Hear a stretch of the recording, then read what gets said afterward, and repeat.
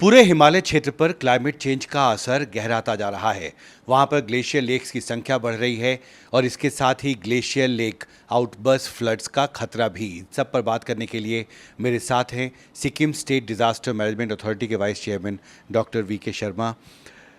पहला सवाल है कि वहाँ पर किस तरह के फ्लड वार्निंग सिस्टम्स लगाए जा रहे हैं, विशेषकर क्योंकि सिक्किम में बहुत भयावह बाढ़ की घटनाएं हाल में हुई हैं। देखिए, मैं एक चीज़ बताना चाहूँगा कि वार्निंग सिस्टम जो है वो डिज़ास्टर प्रिपेयर्डनेस की कुंजी है। यदि आपने वार्निंग सिस्टम डेवलप कर लिए हर डिज़ास्टर के, तो आप समझिए कि you are fully prepared for disaster management. तो हिंदुस्तान में इसमें काफ़ी हम लोगों ने तरक्की की है पिछले 10 सालों में। और आपने पूछा हिमालय के बारे में, तो देखिए हमारे यहाँ विभिन्न प्रकार के फ्लडिंग है। फ्लैश फ्लड है, जो वैसे ही बरसात में, अब इतनी बरसात होती है 370 सेंटीमीटर रेनफॉल, तो आप इमेजिन कर सकते हैं कि कितना।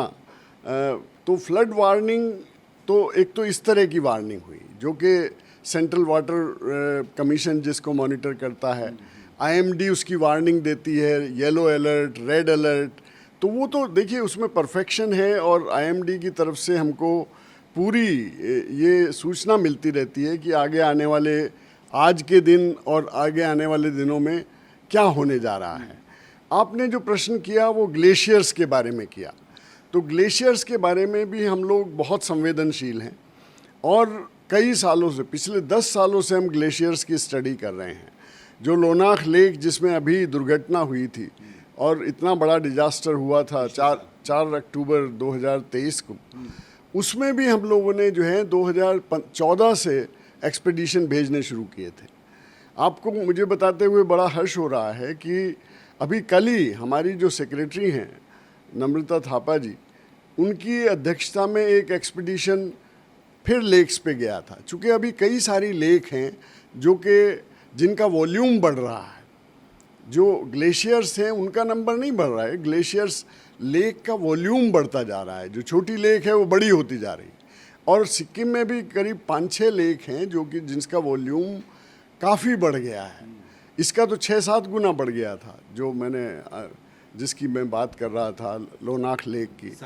हाँ, लेकिन अभी गुरु डोगमा और जितने मतलब बहुत सारी लेक हैं जहाँ तक टूरिस्ट भी जाते हैं, तो हम लोगों को उनके बारे में भी सोचना है। तो करीब 5 और लेक हैं जिसके बारे में हम लोग स्टडी कर रहे हैं।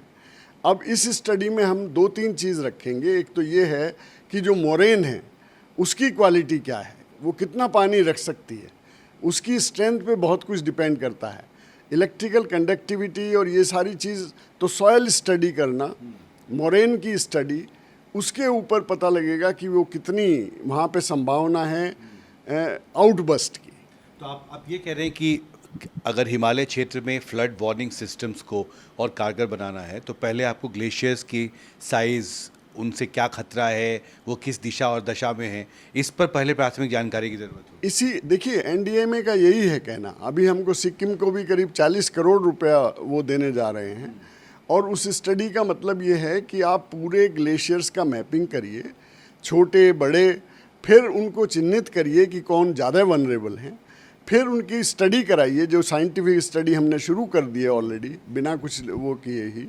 और उसके बाद में देखिए 2-3 चीज़ होती हैं इसमें। वार्निंग इस तरह की नहीं होती जैसे कि हम साइक्लोन की वार्निंग देते हैं या फ्लड की या ड्राउट, वो इससे ये भिन्न है।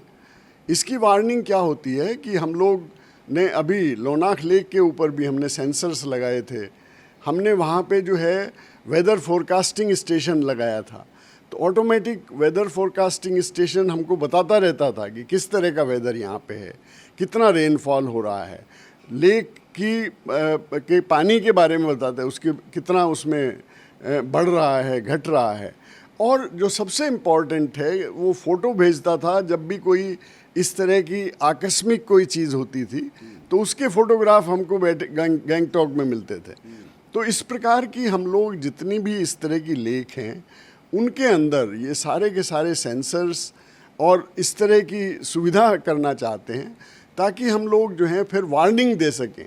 तो वहाँ कितने सेंसर्स लगे हैं अभी जो सिक्किम सिक्किम में अभी तक? नहीं, देखिए वो तो एक ही लेक में अभी तो हो रहा था, अब दूसरे में लगेंगे, अभी तक नहीं लगे। अभी इस हाँ लगाने जरूरी हैं। और वेदर फोरकास्टिंग स्टेशन ये बताना, चूंकि डॉपलर रेडार्स और ये अब जितना पैसा होगा उतना ही काम किया जाएगा। एक एक डॉपलर रेडार जो है बड़ा कीमती होता है। वेदर अपडेट स्टेशन से लेकर और लेक्स में सेंसर्स लगाने तक, ये सारे ग्लेशियर्स काम में, हैं। ग्लेशियर और ग्लेशियर लेक्स में सेंसर्स लगाने तक, ये सब आपके फ्लड वार्निंग सिस्टम का एक हिस्सा है। ग्लोव के ग्लोव के लिए मैं ये ग्लेशियर लेक के लिए बता रहा हूँ। देखिए ये फ्लैश फ्लड और वैसा फ्लड जो है ये अलग चीज़ है बिल्कुल। और जो ग्लेशियर लेक आउटबस्ट है उसमें तो हमारा बहुत बड़ा नेटवर्क काम करता है। जितने डैम्स आते हैं, जितने भी वाटर बॉडीज़ हैं, उनके सबके बारे में हमको पूरा ध्यान रखना पड़ता है कि किस में कितना पानी है, और अगर पानी बढ़ता है या मतलब अगर कोई आउटबस्ट होता है तो कितना एरिया प्रभावित होगा। आपकी एक बड़ी बैठक भी होने वाली है तीसरे हफ्ते में सितंबर की। इसमें भी मुख्य फोकस वही होगा कि किस तरह से जो कारगर वार्निंग सिस्टम्स लगाए जाएं हिमालय क्षेत्र में। क्या चर्चा होगी, क्या एजेंडा है बैठक? देखिए 18 सितंबर को हमारे यहाँ 2011 में अर्थक्वेक आया था। उसके एक साल बाद ही 18 सितंबर 2012 से हर साल हम लोग जो हैं एक वार्षिक जिसे डिजास्टर अवेयरनेस डे आप कह सकते हैं, उस तरह से मनाते हैं। उसमें मुख्यमंत्री जी आते हैं, उसमें हमारे चीफ सेक्रेटरी होते हैं, उसमें सारे हमारे अधिकारीगण होते हैं, एमएलएज होते हैं, कॉलेजेस, एकेडमिक इंस्टीट्यूशन, वो करीब बहुत बड़ा हमारा एक कार्यक्रम होता है जो कि जिसका पर्पस है कि हम सरकार के अलग अलग डिपार्टमेंट को बताएं कि डिजास्टर मैनेजमेंट क्या है, रिस्क रिडक्शन के लिए हम क्या कर रहे हैं, क्यों सिक्किम जो है सबसे ज़्यादा संवेदनशील है, ग्लोव जो अब सबसे बड़ी समस्या है उसमें हम क्या कर रहे हैं। तो आपने बिल्कुल ठीक कहा कि 18 तारीख को ये तो एक मुख्य मुद्दा होगा, चूँकि ग्लोव अब भारत पूरे देश के पटल पर और ख़ास तौर पे हिमालयन स्टेट्स के लिए एक बड़ा खतरा बनता जा रहा है क्लाइमेट चेंज की वजह से। और वहाँ पर अगर हम किसी भी तरह का फ्लड वार्निंग सिस्टम्स लगाना चाहते हैं ग्लेशियर लेक्स के आसपास, तो निश्चित तौर पर वेदर अपडेट स्टेशन से लेकर डॉपलर रडार से लेकर और सेंसर्स तक लगाने होंगे हमें लेक्स में। बहुत बड़ा ये जो है खाली ये वार्निंग सिस्टम ऐसा नहीं है कि हमने कुछ भी चीज़ करके कंप्यूटर से उसको सब बता दिया, और ये एक पूरी स्टडी है।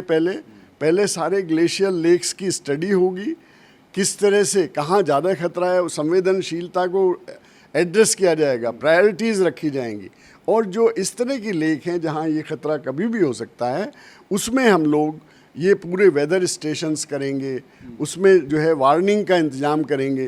तो वार्निंग तो फिर एक उसका नेक्स्ट स्टेप हुआ, तो उसमें हम वार्निंग में हम वेदर स्टेशंस फिर अर्ली वार्निंग सिस्टम, फिर अर्ली वार्निंग सिस्टम। तो उसमें हम जितने डैम हैं, जितने वहाँ पे म्यूनिसिपैलिटी गांव तक, हम तो पंचायत तक पहुँचे हैं ताकि एक भी आदमी की मृत्यु ना हो इससे। ये हमारा जिसे कोशिश। वार्निंग सिस्टम्स होंगे वो सब पंचायत स्तर पे कनेक्टेड होंगे सबसे, कि एक साथ सबको इन्फॉर्मेशन। वो तो हमारे यहाँ अभी भी है, कोई भी चीज़ अगर होती है तो एक हमारे यहाँ सिस्टम है। तो जैसे डिस्ट्रिक्ट मजिस्ट्रेट या जो पुलिस डिपार्टमेंट है तो वो उसको डिसमिनेट करता है। अच्छा, तो हाँ, और हर ज़िले में हमारे यहाँ डिस्ट्रिक्ट डिजास्टर मैनेजमेंट अथॉरिटी है जिसको कि जिलाध्यक्ष देखते हैं। तो अब इन सबको जो है वो ग्लेशियर लेक आउटबर्स्ट फ्लड के खतरे को देखते हुए अब नए सिरे से सबको सतर्क किया जाएगा, और ज़्यादा सतर्क किया जाए। सतर्कता तो हमारे यहाँ पिछले 10 सालों में बहुत बढ़ी है, पब्लिक अवेयरनेस बहुत बढ़ी है, स्कूल एजुकेशन में ये पार्ट आया है।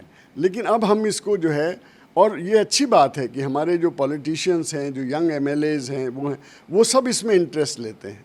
18 सितंबर को भी आप देखेंगे कि वो एक इस तरह का फंक्शन होगा जिसमें कि सब पॉलिटिशियंस हैं, सारे हमारे जो हैं एडमिनिस्ट्रेटर्स हैं, सारे फंक्शनरीज उसमें पार्टिसिपेट करते हैं और अपनी अपनी पूरी तैयारी और उसके बारे में बताते हैं। हमसे बात करने के लिए आपका बहुत बहुत शुक्रिया विनोद सर। दिल्ली से विवेक के साथ हिमांशु शेखर, एनडीटीवी इंडिया।